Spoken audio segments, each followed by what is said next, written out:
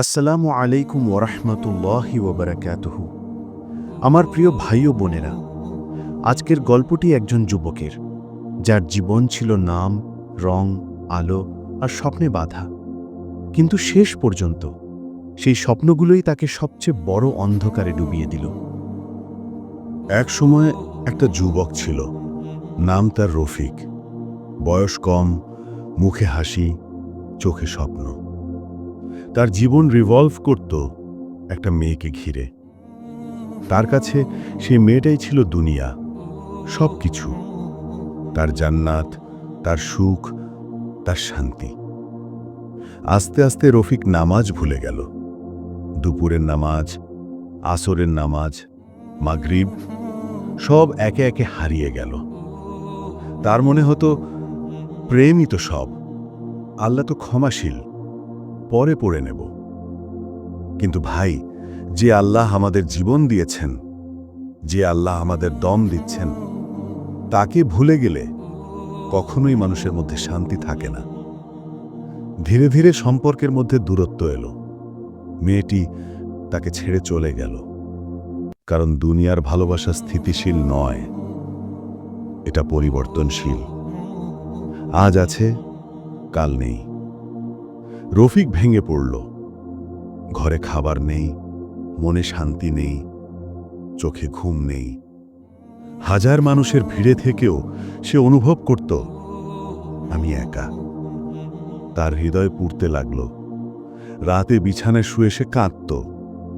কি কারণে? মেয়েটার জন্য না, আত্মার রুহের শূন্যতার কারণে। একদিন গভীর রাতে সে বিছানায় চোখ বন্ধ করল। স্বপ্নে দেখল এক ভয়ঙ্কর দৃশ্য। গভীর অন্ধকারের ভিতর সে হাঁটছে। চারপাশে আগুন, চিৎকারের শব্দ। দূর থেকে কেউ ডাকছে, হে রফিক, তুমি নামাজ কেন ছেড়েছিলে? একটা কালো ছায়া তার দিকে এগিয়ে এলো। ছায়াটি বলল, তুমি দুনিয়ার প্রেমকে আল্লাহর প্রেমের ওপরে রেখেছিলে, এখন এই অন্ধকারই হবে তোমার আশ্রয়। রফিক চিৎকার করে উঠল, আল্লাহ, আমাকে মাফ করুন, আমি ফিরে যেতে চাই। স্বপ্ন থেকে জেগে উঠে সে কাঁদতে লাগল। সেই রাতে সে প্রথমবার সিজদায় মাথা রাখল এবং বলল, হে আল্লাহ, আমি দেরি করে ফেলেছি, কিন্তু আমি ফিরে এসেছি। সেই দিন থেকে রফিক বুঝল, দুনিয়ার প্রেম ফুরিয়ে যায়, মানুষ বদলে যায়, কিন্তু আল্লাহর প্রেম কখনো বদলায় না। আজ রফিক নামাজ পড়ে, চোখে আর সেই আলো আছে, আত্মার আলো, রুহের শান্তি। শিক্ষা, প্রিয় ভাই, দুনিয়ার প্রেম সুন্দর, কিন্তু সেটা সঠিক সীমার ভিতরে। আর সেই সীমার উপরে আছে আল্লাহর প্রেম। যার হৃদয়ে আল্লাহ থাকে, তার হৃদয় কখনো খালি থাকে না।